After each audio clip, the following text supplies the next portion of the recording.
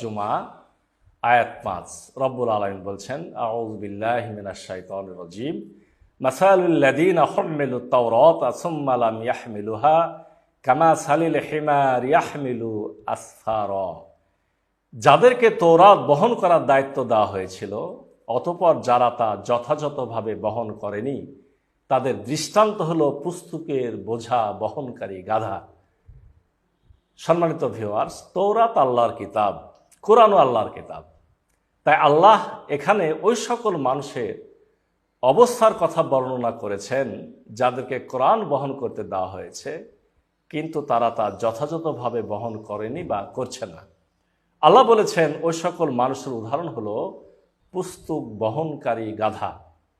গাধা পিঠে পুস্তক বহন করে কিন্তু জানে না ওই পুস্তকে কি লেখা আছে।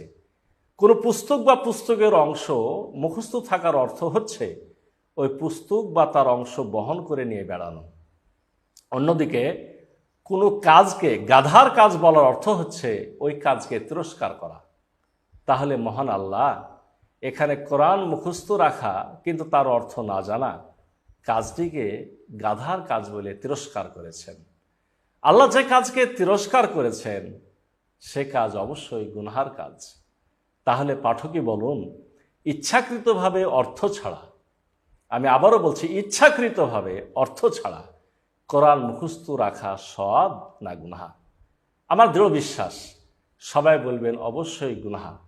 আর ইচ্ছাকৃতভাবে অর্থ ছাড়া কোরআন মুখস্থ রাখা গুনাহ হলে ইচ্ছাকৃতভাবে অর্থ ছাড়া কোরআন পড়া আরও বড় গুনাহ।